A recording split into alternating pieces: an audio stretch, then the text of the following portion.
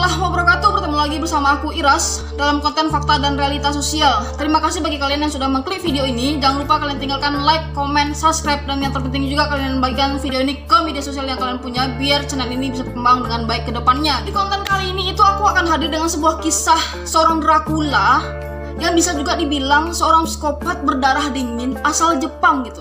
Tetapi sebelum kita ke pembahasannya, pernah nggak sih kalian nonton, kalau aku pernah ya dulu nonton film Dracula yang identik dengan sebuah jubah besar, ada kerah warna hitam, kemudian tentunya si Dracula ini punya taring untuk menghisap darah para korbannya gitu. Nah, dari kisah ini tentu berbeda dengan cerita sebuah film yang aku ceritakan tadi dengan seorang psikopat asal Jepang ini gitu. Dia adalah seorang psikopat asal Jepang dengan nama Tsutomu Miyazaki. Dia dikatakan itu lahir sekitar bulan Agustus 1962 dalam keadaan prematur. Nah, dan dia pun dikatakan lahir karena hasil hubungan gelap ayahnya sendiri dengan saudari kandungnya gitu. Berarti bisa dibilang hubungan sedarah gitu ya. Dia pun, Tsutomu Miyazaki ini lahir dengan ada semacam cacat fisik gitu di bagian lengannya atau di bagian tangannya, sehingga dia sendiri pun tidak diakui oleh keluarga kandungnya gitu. Nah, dia pun tidak lahir dari keluarga yang miskin, melainkan lahir dari keluarga yang kaya raya, tetapi karena kondisinya tadi, tidak ada satupun keluarga yang menginginkan kehadirannya kecuali kakek kandungnya sendiri yang menyayanginya. Ketika dia masuk sekolah, dengan kondisi fisik yang seperti tadi, tentunya kawan-kawannya membuli, menghina, mencaci, mengintimidasi gitu. Nah, kondisi tadi pun membuat dia mengasingkan diri dari lingkungannya gitu. Hidup sendiri, bisa dibilang antisosial gitu. Nah, dia bisa dibilang tidak punya teman di sekolah, kemudian menghabiskan hari-harinya berkurung di kamar dengan membaca komik atau menonton video-video anime Jepang gitu. Lakuan tidak baik itu bukan datang dari teman-temannya aja gitu, melainkan juga datang dari keluarganya. Keluarganya tidak menginginkan dia, jadi di sini dia itu diasuh atau dipelihara oleh kakek kandungnya sendiri, yang kemudian tidak lama setelah itu kakeknya meninggal pada tahun 1988. Pada saat kakeknya meninggal, tentunya tidak ada lagi orang yang menyayanginya, yang mengasuh dia gitu, yang ada bersama dia gitu. Itu membuat dia depresi, stres, kemudian dikatakan dia melakukan semacam hal aneh, memakan abu kremasi dari kakeknya sendiri gitu. Nah, disitulah orang mulai takut dan curiga kepada si Miyazaki. Setelah kakeknya itu meninggal, dia dikatakan depresi, bahkan tidak jarang dia ingin membunuh dirinya sendiri gitu. Karena dia tahu, dia sadar bahwa tidak satupun keluarganya yang lain menginginkan dia gitu. Bahkan dikatakan juga di sana setelah kakeknya meninggal itu, tentunya dia tinggal di rumah itu dengan saudara-saudaranya gitu. Nah, ketika dia tinggal bersama saudaranya itu tidak jarang terjadi perkelahian, pertengkaran, sehingga membuat Miyazaki ini depresi dan muak tinggal di sana gitu. Saat dia muak tinggal di rumahnya sendiri, dia memutuskan untuk pindah rumah ke sebuah kontrakan atau sebuah apartemen. Setelah dia tinggal sendiri, perbuatannya semakin aneh gitu, tindakannya semakin aneh, dia semakin mengalami yang namanya antisosial gitu. Dia tidak mau bergaul dengan lingkungannya, tidak mau tahu dengan lingkungannya, dia hanya menghabiskan waktunya di kamar kontrakannya tersebut gitu. Ya, dia keluar juga, tapi palingan ngambil makanan, beli makanan, atau pergi mandi atau gimana gitu. Selebihnya itu dihabiskan di kamarnya dengan banyak menonton video-video anime. Dari kisah masa kecilnya yang sangat suram gitu, karena tidak ada seorang keluarga pun yang menginginkannya kecuali kakeknya, itu pun kakeknya sudah meninggal gitu. Nah, akibatnya membuat dia sering menonton anime, bahkan anime porno. Tentunya hal itu membuat dia terpengaruh. Dari pengaruh yang dia alami tadi, hidup menyendiri, lebih banyak di kamar, menghabiskan dengan menonton dan membaca anime porno tadi, membuat dia terlibat semacam tindakan kriminal gitu. Dia membunuh dan memperkosa beberapa korbannya, sehingga dia dijuluki sebagai pembunuh otaku. Otaku di sini itu maksudnya adalah orang yang memiliki semacam hobi kemudian menekuninya gitu. Nah, otaku ini ternyata adalah cap negatif yang diberikan kepada orang yang seperti itu gitu. Kenapa? Karena otaku ini adalah orang-orang yang memiliki sifat antisosial dan tidak mau peduli dengan lingkungannya gitu. Jadi dia, si otaku ini hanya sibuk dengan dirinya sendiri, lingkungan yang lain dia tidak peduli, yang penting dirinya udah gitu. Karena pengaruh tadi mungkin ya, karena pengaruh tontonan dan bacaannya tadi, dia mencoba melakukan aksi bejatnya gitu. Itu tepat pada usia 26 tahunnya gitu. Sehari setelah ulang tahunnya yang ke-26, dia mencoba menculik anak perempuan berusia 4 tahun dengan nama Mary Kono. Dan penculikannya ini pun berhasil kan gitu. Berhasil dia lakukan. Iya, menculik anak kecil ya gampang lah gitu, mudah lah gitu kan. Nah, dia berhasil menculik si Mary Kono, kemudian dibawanya ke hutan di bagian selatan Tokyo gitu. Nah, di hutan inilah dia melancarkan aksi pertamanya gitu. Dengan cara memperkosa si Mary, membunuhnya, kemudian memutilasinya di hutan tersebut dan membawa potongannya itu ke rumahnya untuk disimpan gitu. Nah, jadi nggak tuh gitu. Berani dia melakukannya, kemudian bukan membunuh aja, memotong tubuh korban usia 4 tahun, dibawanya pulang untuk disimpannya gitu. Mungkin saja sebagai kenang-kenangan gitu. Ternyata tidak hanya satu korban kan, dia mencoba lagi melancarkan aksi bejatnya yang kedua gitu. Kali ini anak perempuan ini usianya itu 7 tahun dengan nama Misami. Misami ya, bukan Sami-sami gitu. Misami. Nah, dia menculik Misami ini ketika dia melihat Misami ini pulang sendiri gitu. Entah pulang ke rumah, entah pergi kemana. Kemudian Miyazaki melihatnya dan menawarkannya naik ke dalam mobilnya gitu. Nah, tentunya orang yang lagi berjalan sendiri, anak-anak mau dong gitu naik mobil gitu, ditawarkan naik mobil, tentunya dia mau gitu. Tetapi Miyazaki di sini bukan tujuannya mengantarkan ke rumahnya, melainkan membawa ke hutan tempat Mary Kono tadi dibunuh dan diperkosa gitu. Nah, di sana aksi bejat yang keduanya itu pun dilancarkan gitu. Dia membunuh si Misami ini, memperkosa si Misami ini, tetapi bedanya dia tidak memutilasi gitu.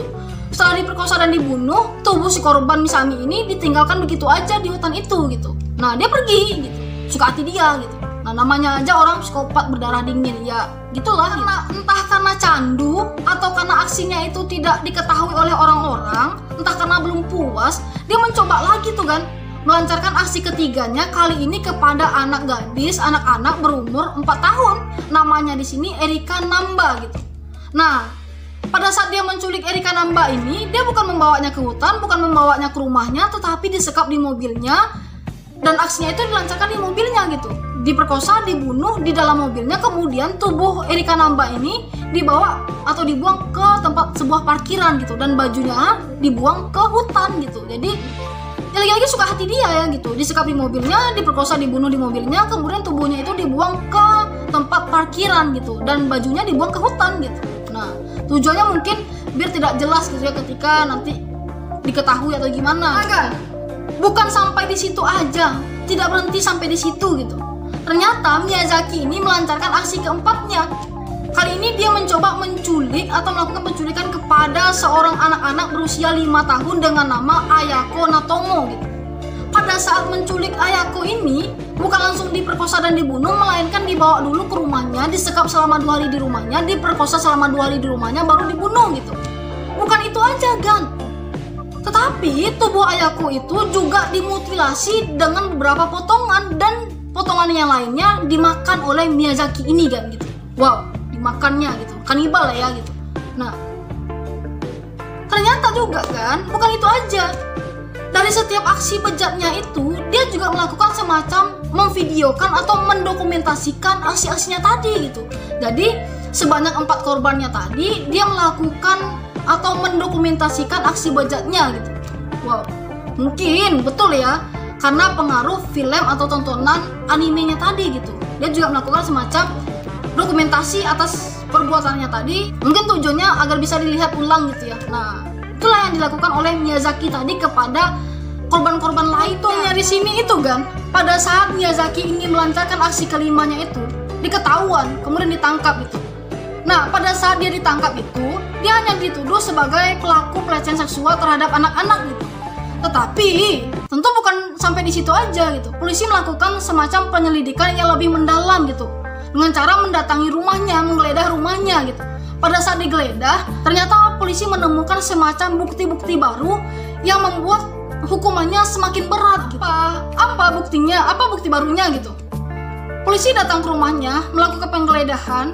Ternyata polisi menemukan banyak komik tentang anime, ribuan video porno tentang anime gitu. Kemudian juga ada rekaman atau dokumentasi hasil perbuatan bejatnya gitu. Nah, selain itu polisi juga menemukan potongan hasil mutilasi korban-korbannya tadi gitu. Dan tentunya kondisi ini, hasil bukti ini membuat Miyazaki semakin terberatkan oleh hukumannya sendiri gitu. Nah, lawaknya kan, pada saat dijatuhi hukuman, pada saat dia diinterogasi, tentunya Miyazaki ini membela dirinya, ya wajar gitu kan. Tetapi pada saat dia membela dirinya itu, dia mengaku bahwa perbuatan kejinya itu tidak dilakukannya seorang diri, melainkan ada orang lain yang mendorong atau menyuruh dia melakukan perbuatan itu gitu.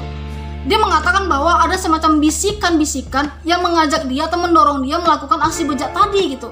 Nah, dari pernyataannya tadi muncullah semacam spekulasi yang mengatakan bahwa itu adalah pengaruh dari terlalu banyak menonton video anime, apalagi anime porno gitu ya. Nah, tetapi apapun kejadiannya, apapun hasil spekulasinya, apapun pengakuannya, tetap saja pada akhirnya Miyazaki itu dijatuhi hukuman mati dengan cara digantung pada tahun 2008 silam gitu, tentunya di Jepang gitu. Nah, sekian dulu kisah Miyazaki, si pembunuh berdarah dingin yang dijuluki dengan pembunuh otaku ini Gan, dari Jepang. Gimana menurut kalian Gan? Kalau aku sih menyimpulkan setiap kejadian itu tentu ada yang melatar belakangi gitu. Tetapi apapun yang melatar belakanginya, tentu di sini diperlukan semacam kontrol orang tua untuk melihat atau mengendalikan apa sih yang sebenarnya anak kita lakukan gitu. Nah, jangan kira anak kita tidur di kamarnya atau semacam berlama-lama di kamarnya itu dia belajar atau gimana, tapi perlu juga pengawasan dari orang tua. Entah ngapain anak kita di dalam kamar sendiri atau gimana, itu perlu pengontrolan dari orang tua gitu. Nah, jangan senang dulu anak kita di kamar nggak kemana-mana, tapi dalam kamarnya itu dia mampu melihat isi dunia secara keseluruhan gitu, melewati handphonenya gitu. Nah, tapi beda dengan kisah Miyazaki ini, karena dia tidak punya keluarga, tidak punya orang yang mengontrol dirinya, maka dia memiliki kebebasan untuk melakukan apa yang diinginkannya gitu. Jadi hati-hati bagi yang punya anak laki-laki, perempuan dalam usia remaja gitu. Awasi dan kontrol lagi anak-anak kita. Ini salah Miyazaki kayaknya enggak Gan gitu. Kasihan juga anak-anak yang seperti ini gitu. Jadi tidak ada hak seorang pun untuk membuli orang lain gitu. Jadi membuli di sini dampaknya itu sangat luar biasa gitu. Bukan ke fisiknya tapi kepada psikisnya gitu, yang membuat dia bisa menjadi seorang yang antisosial gitu ya. Nah Gan, terima kasih sudah mengklik video ini dan sudah menonton video ini. Mungkin itu dulu yang bisa aku bahas tentang kisah Miyazaki yang telah membunuh beberapa korbannya karena diduga terlalu banyak menonton video porno anime gitu ya. Jika kalian ada saran, ada komentar, tinggalkan saja di kolom komentar. Bertemu lagi dengan aku di konten berikutnya. Dan jangan lupa kalian like, kalian komen, kalian subscribe video ini biar video ini bisa berkembang ke depannya. Terima kasih. Assalamualaikum warahmatullahi wabarakatuh. Sampai jumpa.